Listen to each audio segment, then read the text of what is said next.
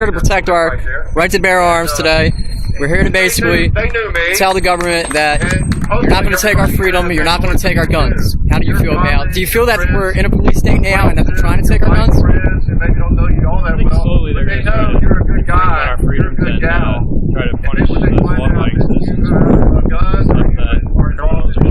Criminals are not going to obey any laws, so why would we make more laws to try to solve a problem that we don't even really understand?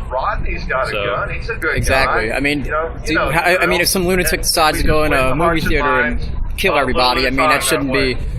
We shouldn't, as gun owners and myself, shouldn't be penalized. No, we should actually. We should not be a dishonest society of slaves that we can't protect ourselves. We should have a means of as well as anybody know on our side to be able to protect ourselves and all those other things that have happened. I teach in a talk. That's going to be past tense. I taught Do you think that the government purposely wants to disarm us, guys, or what? Yes.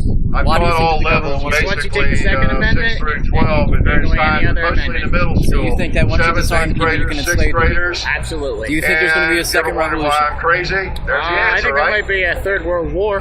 You think there's going to be a third Well, they're world war? crazy too, and I am The two crazy. may blend together, but I hope that it's a But peaceful revolution and then it doesn't when I come see down. those little 100% kids love and in the non-compliance, you think cafeteria, that'll do it? I talked about this in a radio show. You think love is the highest vibration, or no? Many of you have children. Do you think love is the highest vibration in the universe, or Yeah, I do.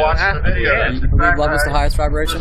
Yeah, they want us. The government wants us to operate in fear. It's been proven that we can't make as many connections and we can't thrive when we're in our fear wavelengths. Love. When you're in one love, we can.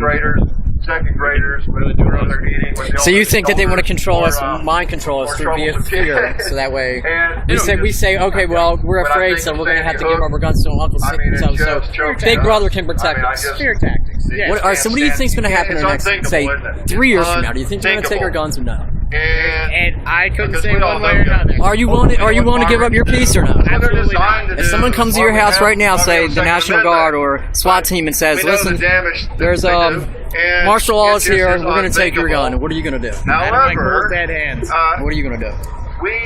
All of us, I'll do the same thing. I don't lives see any on reason to give up my firearms. Even though I might die,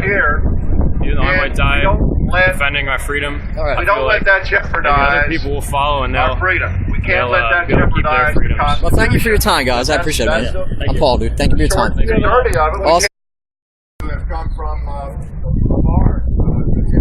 As John and I have really pleased to be here. This is, as I've been saying, one of the most special places I can imagine to do something like this. Why we're willing to travel up here. I mean, how do you do any better than what's back there? You know, 1775. A guy named George Washington was appointed commander-in-chief of the Continental Army right back there in that building. And about 12 years later, our Constitution was hammered out right there in that building while he sat there in a chair that's still there and oversaw that for that summer of 1887, I guess. I mean, that's just amazing to me. And here we stand. And obviously, all those fellows walked around these yards in this area and contemplated what they were doing. And here we stand, trying to continue that support. Oftentimes I'll use the phrase, I know you have too, probably. Well, I know our founding fathers are rolling over in their graves over this, and that's pretty commonly heard, especially in the last couple of months and the last 4 or 5 years, right?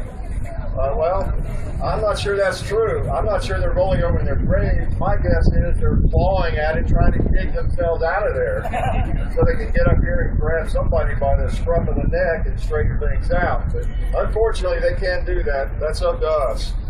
I'm a teacher, at least I was. I have the title of teacher. I don't know how much of a teacher I was always, but I taught for 29 years and retired yesterday, actually. Thank you. My students just thank me for retiring. No, we had a great time. I really missed them. And it was one of the hardest things I ever did walk away from that. But I did. And I was thinking, driving up here, about how in some ways our politicians are like students. Because, one thing we need to do with them, first of all, we give them birth, in a manner of speaking. We launch them, and then we have to oversee what they're doing. We try to provide them boundaries within which they can operate safely. And when they misbehave, it's our job to discipline them, put them in timeout, or send them back home, whatever we need to do. And we need to keep that in mind. They really are like our children in many ways. They're not out there on their own doing whatever they want to. They are more like young children. And we have to remember that we are responsible for what they do. And we've got to hold them accountable, don't we? But we like to let them think they're in charge, but they're really not, unless we let them be. A couple of things, again, as a teacher, I want to be constructive. We've had some great speeches from folks that just make wonderful points. We all are able to make wonderful points now. I think all of us have become much better educated about our rights in the last few months, out of necessity, if we have not, right? And we can speak to the facts. The facts don't lie. We know the reality. How many people lose their lives to firearms, or cars, or swimming pools? And there are, of course, a segment of people in this country who don't care what the facts are. Their lives are emotion-driven. But we know the facts. We know the facts. We've got to do the right thing. So things we need to do, I look at it as a short-term goal and long-term goal. Short-term, we've got to be ready, you and I and everybody you know who's involved in this fight, to be activated, to get motivated quickly whenever there's another incident, and we know there will be. As long as there are gun-free zones, they're going to happen. That's just human nature. You've got to get rid of the gun-free zones. That's the craziest thing I can think of. I've worked in one for 29 years, so I'm an expert.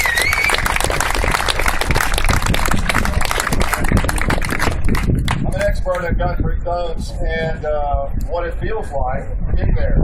And some of you too, that feeling when you might be a confident person, a confident person, someone who is very responsible with firearms, and then you find yourself in an environment where you're just not allowed to have one, and it's not worth the risk going to jail. So I've been in that position for a long time.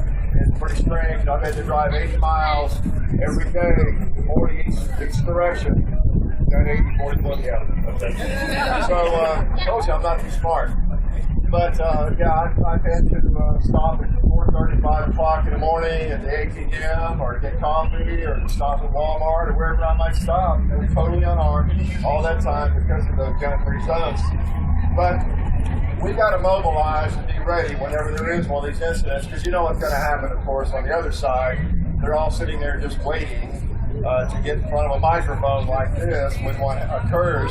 We got to be ready to write, call, email, scream, whatever it takes, make ourselves heard, make sure that we are continuing to stay in touch with our representatives, our sentry. We've got to be there, not give that up. It is not over. We know that. And we've got to be ready to mobilize instantly. Let them know, we know that happened in wherever, North Dakota, Texas, Florida. It's going to happen. There's a wacko out there right now sitting in his basement who feels mistreated, who wants to get even with the world for whatever reason. It will happen. We know that. And that's the price of freedom, though. Nobody here, I don't imagine, wants to live in a police station. I don't. I'd rather risk being shot every day than live in a police station. Right.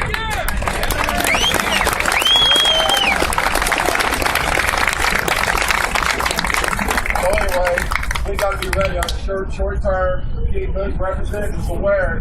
We know that happens.